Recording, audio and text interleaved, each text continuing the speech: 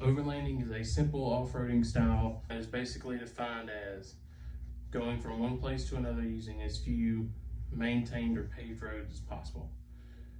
There are 3 steps to begin overlanding. These are prepare, begin, and end.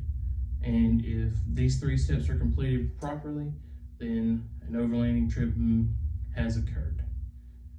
To begin overlanding, you first must prepare your vehicle that you plan to take.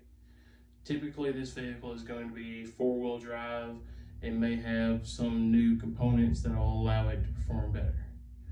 These components can include a lift, bigger tires, things such as disconnects for a sway bar, etc. and etc.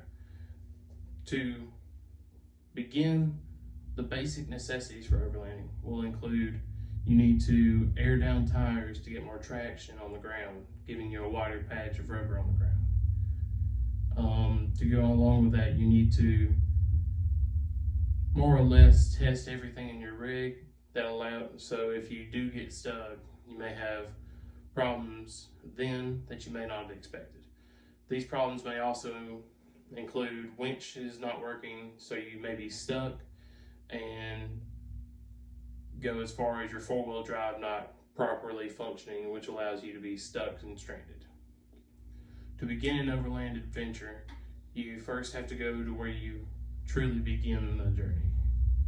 For most people in this area, that is to Sylacauga or to Cheatham State Park to begin on either road 600-1 or 600-2 in the Talladega National Forest.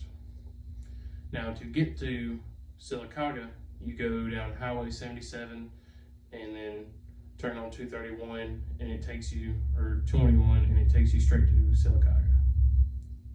Once you go into Sylacauga, you turn left on a back road and it takes you up through the National Forest, and then you can find the road that you wish to turn off on. Before you truly start off-roading, you need to air down your tires and prepare your rig.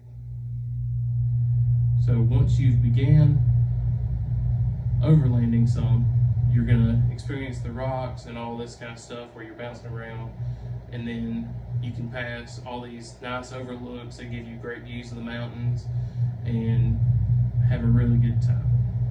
To end the journey that you're on, you have to, first things first, you gotta leave the trail.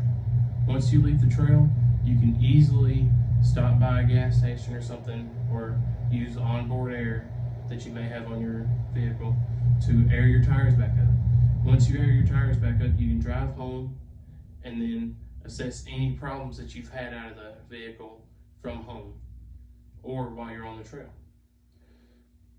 And once you've completed your overland adventure, typically you either share it with other people or you show people stuff that you've done, how you did it, etc.